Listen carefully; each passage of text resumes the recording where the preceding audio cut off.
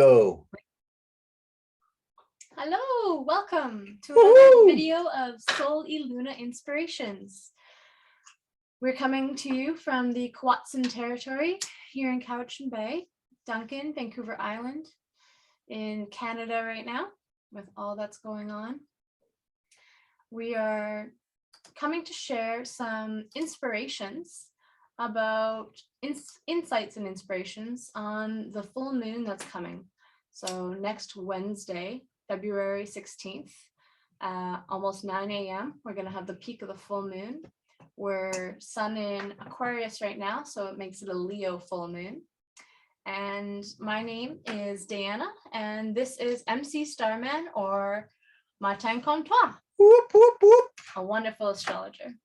Well, and so are you, my dear. In training. and I'm an astrologer in training too. Actually, I'm just slightly more than a beginner, really. Only been at it for 12 years, really. Forever process. And so this full moon, so that's the Leo moon in opposition to the sun in Aquarius. So of course the sun is the weakest in Aquarius, so hard to shine our light into the world. But with the bright Leo new moon, a full moon, that's going to be interesting paradox. Then what else we have? Then we're going to see how Venus and Mars hit conjunction just a few days before the full moon. So that's how we give and receive love. Our feminine and masculine selves coming into union should be powerful and enlightening. We're also going to look at the full moon making a constellation to Pluto Mercury conjunction, which leading to the full moon is going to be a big factor. Yeah, the build up to this full moon will be a lot. Mercury is going to be in conjunction with Pluto leading up and then slowly pulling away as we hit the full moon. And then we're going to look at the Mars-Venus conjunction in Capricorn, applying to the Pluto conjunction. So that's going to be the last Pluto conjunction of winter. And then we're going to look at the Jupiter-Neptune conjunction. So thanks for joining us, you guys.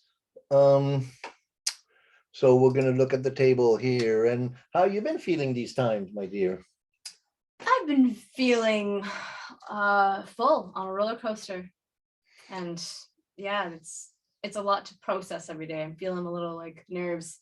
Actually reminds me, at the end I'll be sharing some connections and how astrology relates to our body and tissue salts. So stay tuned. That's really cool stuff. Yeah. So that's I think to try to put everything into context in terms of the tension we've been feeling. The sun in Aquarius, the sun is our masculine side. It's what we seek to shine into the world. And sun in Aquarius is not really that happy there. It's the opposite of Leo. So it's in its weakest place there. And so it's hard to shine one's light, sun in Aquarius is detached. It's doesn't want to take the limelight. And it wants to comment on things, and it wants to, to just be a neutral onlooker who just observes and who judges. And so it's kind of detached sun. Sun in Aquarius is a difficult position for the sun. And then we have the moon in Leo, so Leo is ruled by the sun. And so that moon, the feminine side of her personality, really takes the lead, wants to be seen, wants to be appreciated. Look at me, I'm the star of the show. And we got the sun, that's kind of a deadbeat, so it's kind of, very interesting kind of, and then as the sun has been moving through Aquarius, we had that Sun-Saturn conjunction at the last new moon. That was really important and square to Uranus. And so then that's still very much the flavor of the day. And then that sun moon, and we'll show you on the chart there, makes an angle to Pluto, quinsunct to Pluto, semi sextile to the sun. So there's a lot of darkness still. We've been living with this Pluto quite a bit, and that Mercury conjunct Pluto. And then the last thing that we're going to see in terms of Pluto is the Venus Mars conjunction in Capricorn. What does the Venus Mars conjunction in Capricorn feel to you like? To me, I'd like to know how it feels to you. Feel free to comment below. Ask questions, we try to engage folks. I'll say one thing I would recommend taking a note is that this conjunction, it starts at 12 degrees, I believe, of Capricorn. So if you have 12 degrees, any planets or anything in that spot in your chart would be good to witness, because you'll probably be feeling some shifting and changing, probably some union with that aspect in your chart.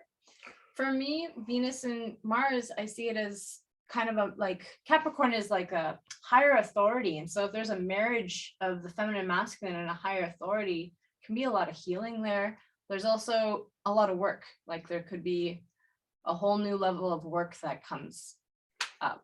The cycle of Venus and Mars, Venus is the goddess of beauty, Mars is the warrior. It's usually responsible for relationships, the relationship between Venus and Aphrodite and Mars, Aries.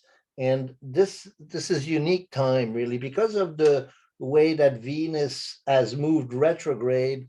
After Venus moving retrograde, it started direct, and when it moves when it starts, it takes a while to pick up speed.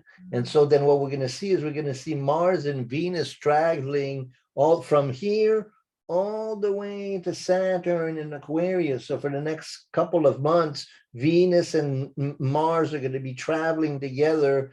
And one of the key moments to pay attention to, the Venus-Mars-Saturn conjunction will be really important. That comes at the beginning of April, and then or middle of March, and then the Venus-Mars-Pluto conjunction on March 3rd. My sense is that's going to be a real key point in this evolution, this tension that we're going through as Venus and Mars come together.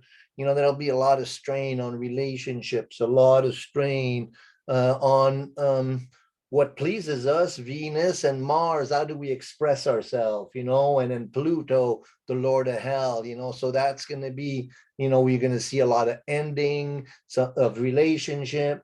Also, what's nice to remember is that Venus and Mars, they come into conjunction about every 2 years, but this year we've had 2 of them. Well, actually, last year in the summer, we have Venus and Mars conjunction in Leo.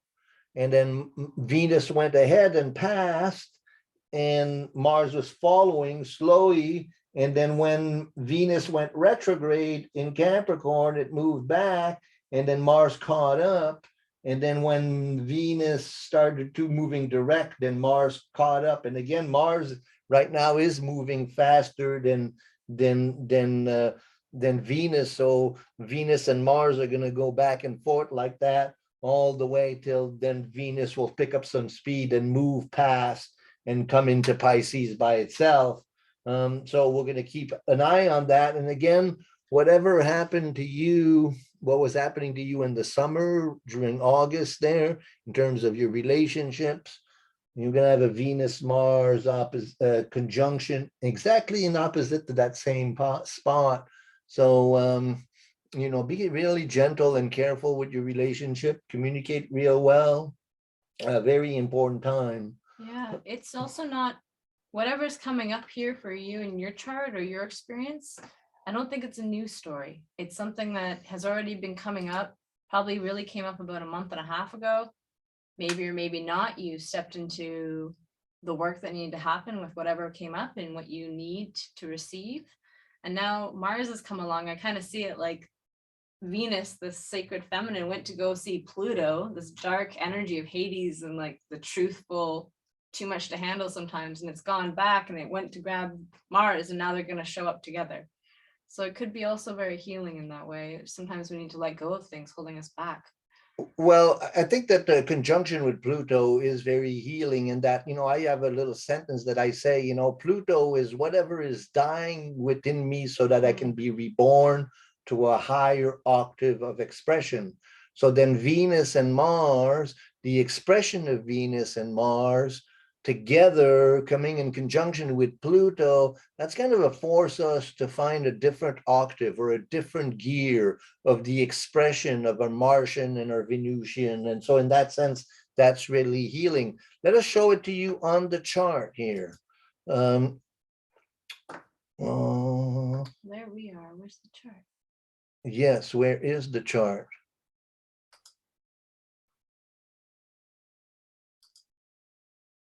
We're also going to see how Mercury is moving away from Pluto. Right now it's conjunct, so it feels like there's a lot that you might be thinking about or changing how you think about things. I know that as Mercury comes in conjunction with Pluto, it's that death and rebirth again. So how are you changing how you think about things? And by the time it's the full moon, you're going to probably have some new thought patterns, which can be really good. Depends on the choices, I guess, we make for ourselves. Right. Yeah.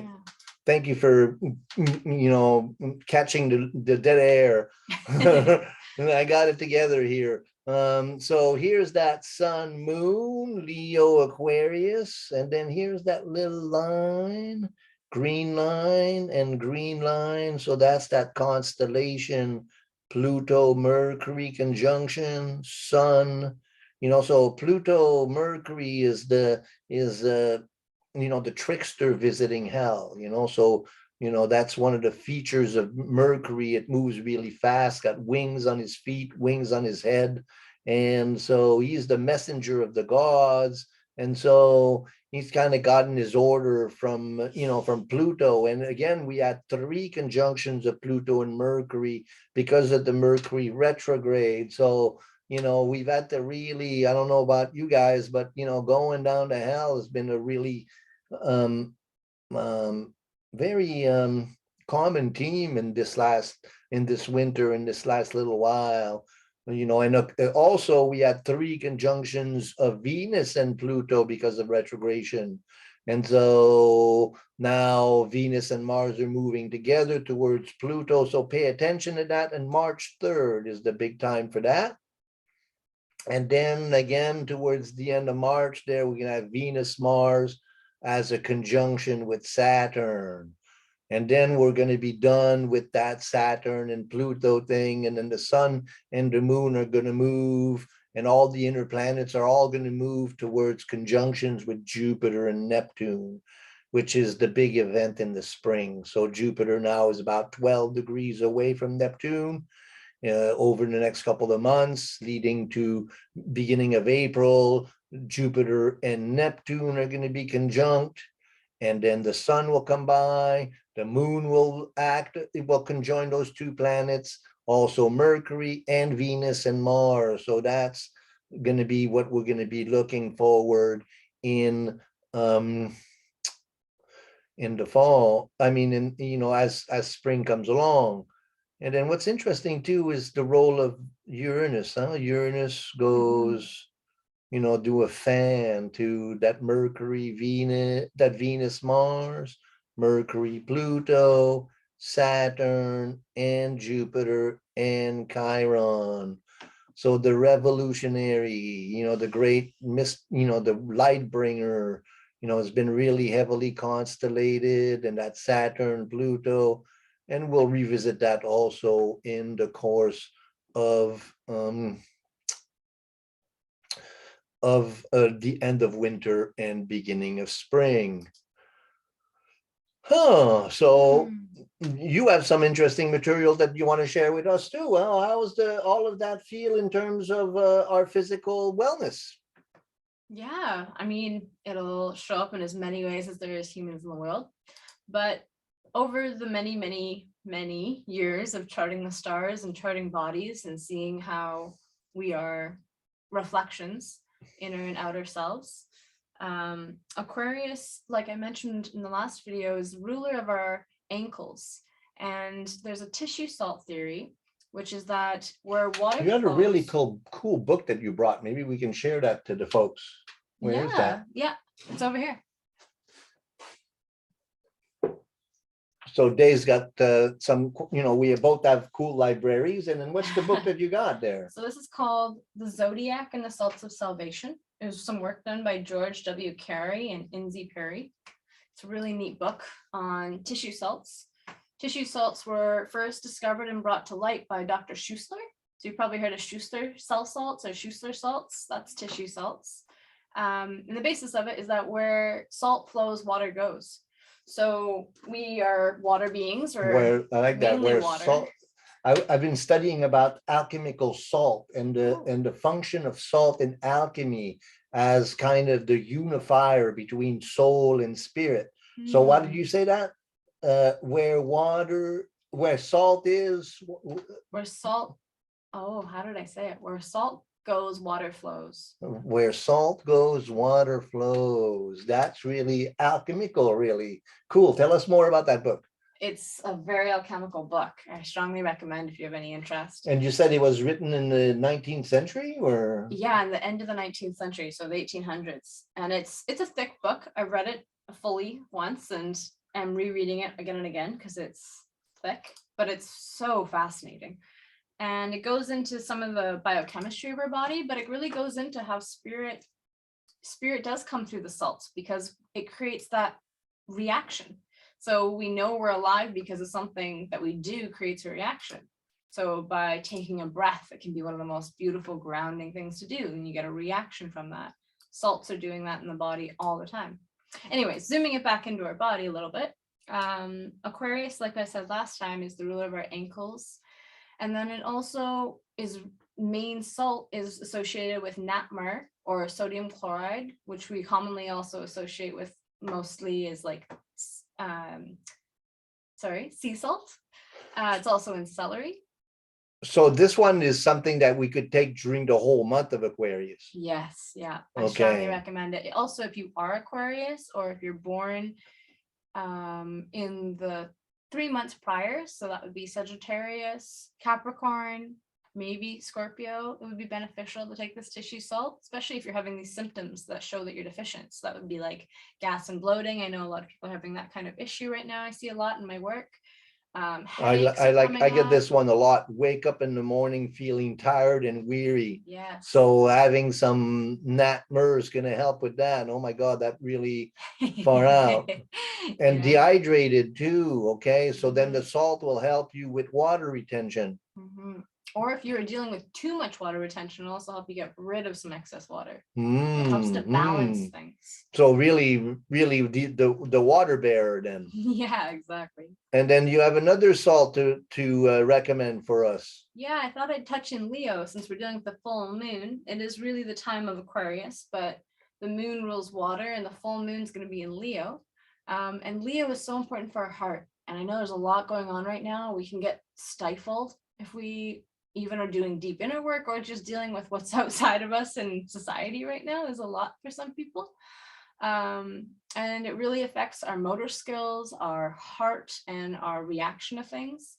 And like in this book and over tissue salts research, it shows that mag phos, which is the tissue salt associated with Leo, is about our response to things. And sometimes if we are so done internally, we don't respond at our best level. I'm sure you've all been there at some point or experienced somebody doing that to you at some point. So mag phos is the tissue salt associated, like I said, and it's really helpful if you're dealing with symptoms like this. Could look like, yet again, nervous headaches, so similar to Aquarius actually. Can also be twitching and motor function, so twitching eyelid, restless leg. Do you ever get that, Martin? Not so much, but I'm thinking about the magnesium part of it, magnesium being so important for the accumulation of calcium and for your bones and your, you kind of your joints, and also, and with the phosphate there, so just to facilitate what you're saying here, heart palpitation, any kind of spasm in the legs, nervous headaches. And so then around the full moon, people could look at using this as in a combination with the other Aquarian salt. Definitely, yeah. Or if you are just dealing with any of these symptoms, it can help a lot. It can bring up a lot in the heart for the full moon. Some people feel like everyone else is kind of crazy, or they're feeling a little off and crazy, or motor functions off. Definitely would recommend MagPhos. It helps you absorb magnesium too. And I don't know, in my world, I'm always be talking about magnesium. Helps with irregular bowel movements, helps with better sleep, with energy, with skin, with digestion, with it's got over 300 functions in the body. It never ends. Magnesium's essential. Well, And our heart is essential. So it's really supportive for the heart. right. And so in terms of what we all been feeling, through this crisis and to the intensity of our times, what do you think that the astrology of it all is saying? For right now, when I look at this chart, I see a lot of polarity between Leo being our individuation and Aquarius being the collective. And then I have actually some hope, because the Venus and Mars conjunction, so our feminine, masculine self coming into some unification when we have this bigger pole of myself versus other, I think that dance is going to be unique to us all, but there is a lot of hope for a deep change and for learning how to step into our power while staying in community and starting to learn how to do it's not one or the other, it's both and more, is something I've been saying for a few years now. And I think there's a lot of power in that once we learn to accept polarizing things, that they actually can both be right and there's more information still. That's beautiful. That's beautiful. I think that the Jupiter-Neptune moon there, the Jupiter-Neptune conjunction will have has a lot to do with that hope. There's going to be, that's going to be really hopeful. And as we move towards that, I think we're going to see some shift. But I think that the darkness that we've been going through is a lot about Pluto, and the sun came to conjunction with Pluto, Mercury, the 3 conjunctions with Pluto, Venus, the 3 conjunctions with Pluto, and then Mars, Venus, Pluto conjunction. I think that after that, that comes on March 3rd. After that, things to start looking more Jupiterian, Neptunian, and then of course, the Saturn-Uranus square, that's going to be with us for the rest of the year. It's going to start mellowing out a little bit as Jupiter and Neptune take over, kind of as the star of the show. They're both the rulers of Pisces. And so when the sun comes into Pisces, when Mercury comes into Pisces, where Venus and Mars come into Pisces, that's all going to really bring that Jupiterian, Piscean. They're all going to make conjunction with both of them. So that's going to be kind of the real nice story of springtime. And that'll be, and then as we go along, we'll keep you posted. Thank you, Diana. It's been really cool to do this with you. Please do subscribe to our channel. And any comments or any questions? Yeah, let us know what you want to hear. What do you want us to talk about? What's intriguing you? And also to close out here, I was just saying that to somebody. I just did a reading this morning, and I was, she was having a hard time integrating her creativity. And I told her, if creativity is a fire, I'm your biggest fan. And, and it's a play on word, both fan as in fanning the fire and fan as in believing in you. So we do astrology readings. This is the Healer and the Dreamer Astrology and MC Starman. Please reach out. Here's my email there, the Healer Dreamer Astrology @gmail.com. Just drop me an email. I also do dream analysis. And soon we're going to put Day on here too, and she can promote her services as well. But she's too busy. I think that's the biggest problem of our times, huh? Being too busy? We're all way too busy. Agreed. We got to learn to take our Ideally, time. Leo, moon, full moon, that's fun time. If you can't have fun, try and have some fun on the full moon. Have fun at mid next week. Lighten up. Lighten up. Lighten Find a up. creative endeavor. Leo is ruler of creativity. Yes, creativity is so important. Spiritual practice, community, the Aquarian community is so important. And I got 2 shows coming up. I'm going to be in Victoria on Wednesday, actually every Thursday From now on, I'm in Victoria at 7 Rays on Fernwood. And then I'm starting a workshop series in Comox Valley at Cloud 9 on the 13th, February the 13th to 27th, March the 13th, March the 27th on Sunday afternoon at Cloud 9. Drop me a message. And then we're going to start doing some workshops in the Duncan, in the Cowichan Valley in Duncan also really soon. So we'll keep you posted. Speaking of Cowichan, actually, sorry, before we're done. Sure. Long John is doing Rainfest. So if you're here in the Cowichan Valley and you'd like to see some live music, we're going to have a little get out of your cabin fever winter slum and do some live music downtown. So check it out online. There's lots of information. A lot of people are lining up to share some music and be outside together. Oh, cool. I'm going to ring my table. Do it. All right. See you MC later. Starman, Mwah. Diana Robinson, over and out. Whoop, whoop, whoop, whoop, whoop.